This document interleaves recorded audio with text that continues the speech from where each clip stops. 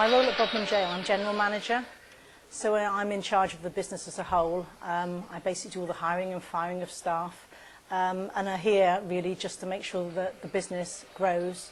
I'm here to make sure that obviously we make a profit, as we're a relatively new organisation. We've recently become a limited organisation, and that is something I'm sort of developing going forward. So I'm in charge of all the customer service to make sure everybody has a really good time, whether they come to the restaurant or whether they just come as the tourist attraction.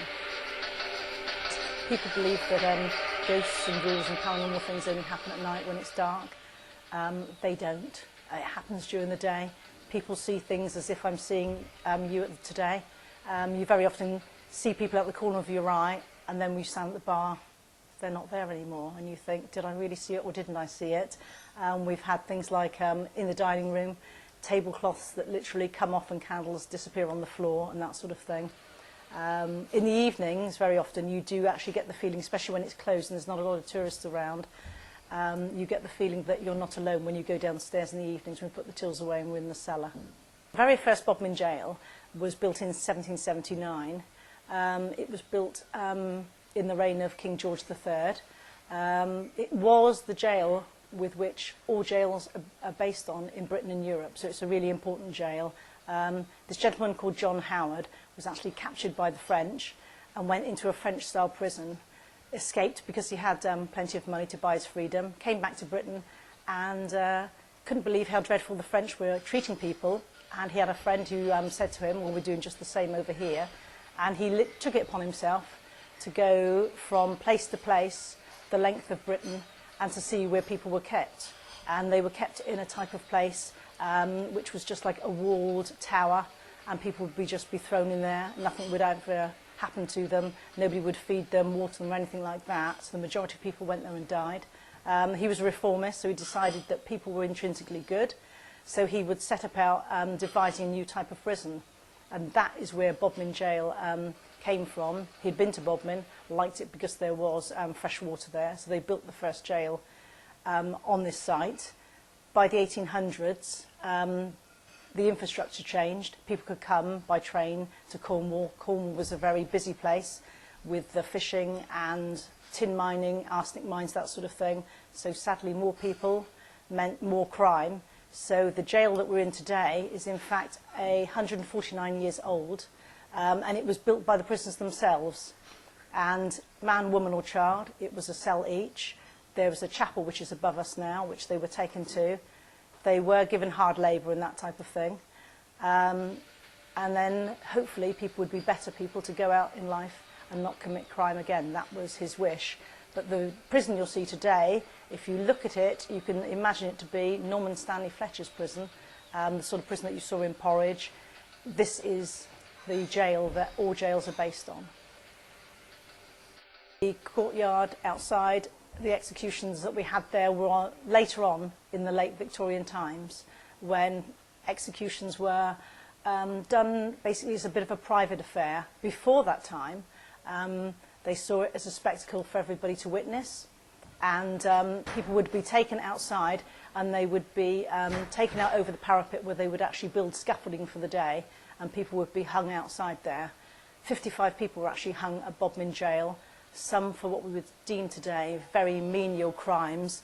Occasionally you would see somebody like Elizabeth Osborne, who at the age of 22 was hung for setting fire to a corn stack. That amount of people were brought here and hung. An awful lot of more people were actually taken away for transportation. Certainly in Victorian times, human life and human property was seen as the same sort of thing. So very often they would be either sentenced to be hung or to be transported. So obviously everybody opted for transportation, which was to America before the 1850s, and after that to Australia. My name's David, my brother Simon and my sister-in-law Helen. We bought Bodmin Jail 3.5 years ago. We looked at several businesses before we bought Bodmin Jail, but we thought it was such an exciting venture, big venture. The history was just so fascinating. So we bought it, really. And now we're trying to develop it. We've got a 10-year plan to rebuild it. We're starting with the bars and restaurants, so we can generate our own money and investment because we can't get any lottery or heritage grants. We're going to build a hotel, and then finally we're going to build a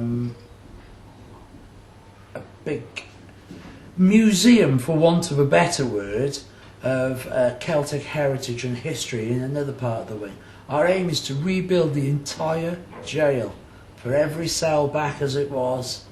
So long, it's 10 years, but we've been here 3.5 years, as I said, and we've spent £800,000 so far on the development of the project, and we're estimating within the 10 years we will probably spend anything between 15 and 25 million on the project.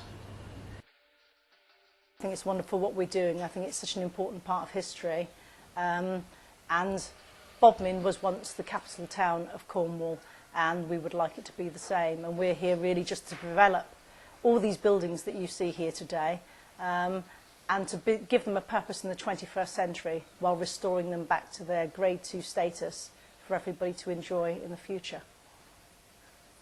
A councillor came here one day, a mother and a daughter.